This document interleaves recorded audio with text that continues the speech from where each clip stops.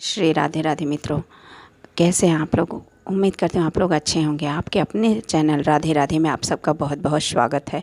आइए हम अब आपको ये एकादशी जो आ रही है, बरूथनी एकादशी, इसके बारे में आपसे बात करते हैं कि एकादशी कब है।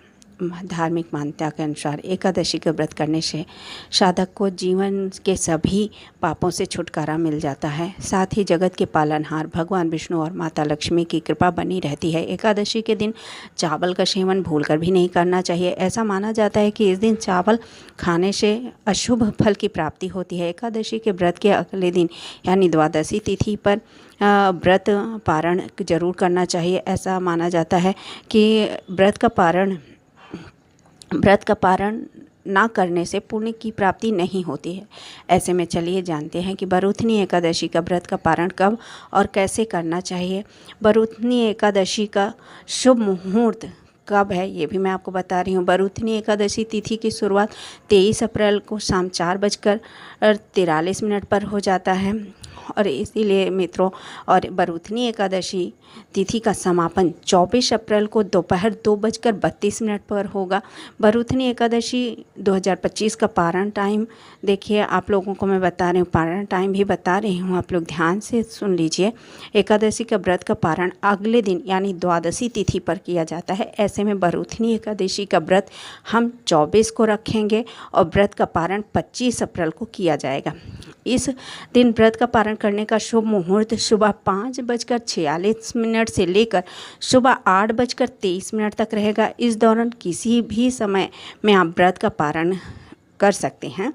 आपकी जानकारी के लिए ये भी बता दूं कि द्वादशी तिथि पर दान करने का विशेष महत्व है। इसलिए इस दिन गरीबों को, जो लोग हैं मंदिर में गरीब हैं, उन सबको आपके श्रद्धा अनुसार या आपकी जितना भी हो सके आपसे, आप उतना ही दान जरूर करें। दान का बहुत महत्व होता है। एकादशी के व्रत के बाद तो दान करना ही चाहिए, क्योंकि बिना दान के एकादशी का व्रत फलित ही नहीं होता। इसे दान नहीं है ज़्यादा आपके पास, कुछ भी है, थोड़ा बहुत ही है, जितना है उतना ही दान कीजिए। तो एकादशी के दान का व्रत का फल बहुत मिलता है मित्रों। इसलिए एकादशी में आप कभी भी, जब भी आप दान करेंगे, उसका फल आपको ज़रूर मिलेगा। और सुबह अगले दिन जब वही आप व्रत कर रहे हैं, उसके बाद जब पारण करें तो आपको चावल से ही पारण करना चाहिए। कहते हैं कि चावल आप एकादशी के दिन आप जितने दाने चावल के खाएंगे उतने पाप आपको लगेंगे, और जितने द्वादशी के दिन जिस दिन आप पारण करेंगे और जितने चावल के दाने आप खाएंगे उतने ज़्यादा अधिक आपको पुण्य मिलेंगे। उतने मतलब जैसे जीवों का पाप लगता है उसी प्रकार आपको पुण्य लगता है। इसलिए द्वादशी के दिन आप सुबह जल्दी उठें और स्नान करने के बाद सूर्य देव को पहले अर्घ्य दें, उसके बाद पूजा की शुरुआत करें। ऐसे दीपक जलाकर आरती करें।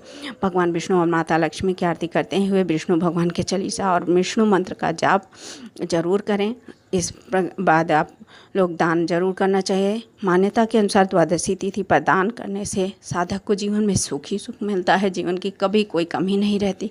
इसलिए मित्रों, आपके जीवन में सुख, संपदा, धन का लाभ बना रहे, यही कामना मैं आपसे करती हूँ।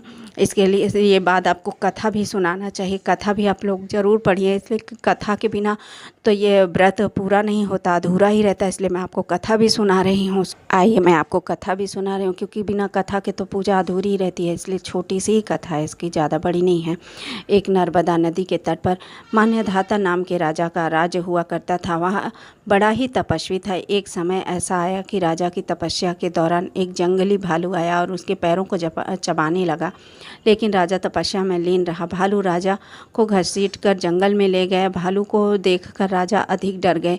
इस दौरान उनके भगवान विष्णु से जीवन की रक्षा के लिए प्रार्थना की। उनकी पुकार सुनकर प्रभु वहां प्रकट हुए और भालू को मारकर राजा के प्राण बचाए। तब तक भालू ने राजा का पैर खा लिया था। इसकी वजह से बेहद दुखी था राजा। तो उस परिस्थिति में देख भगवान विष्णु ने उसको एक उपाय बताया। प्रभु ने राजा को बरूथनी एकादशी करने के लिए कहा। राजा ने प्रभु की बात को मानकर बरूथनी एकादशी व्रत किया और उसके 12 अवतार मूर्ति की पूजा की। इसके बाद इस व्रत के प्रभाव से राजा से सुंदर शरीर वाला हो गया। मृत्यु के पश्चात उसे स्वर्ग की प्राप्ति हुई। इसी तरह बरूथनी एकादशी की शुरुआत हुई। मित्रों, मैंने आपको कथा भी सुना दिया है। अभी आप इतना छोटा सा ही तो है, इसलिए वीडियो को पूरा सुनिए जिससे आपको पूर्ण ज्ञान हो, उसका बात समझ में आए आपके कि मैंने क्या क्या कहा और कैसे कथा सुनाई है। इसलिए वीडियो अगर पसंद आए तो लाइक कीजिए, शेयर कीजिए और सब्सक्राइब जरूर कीजिए।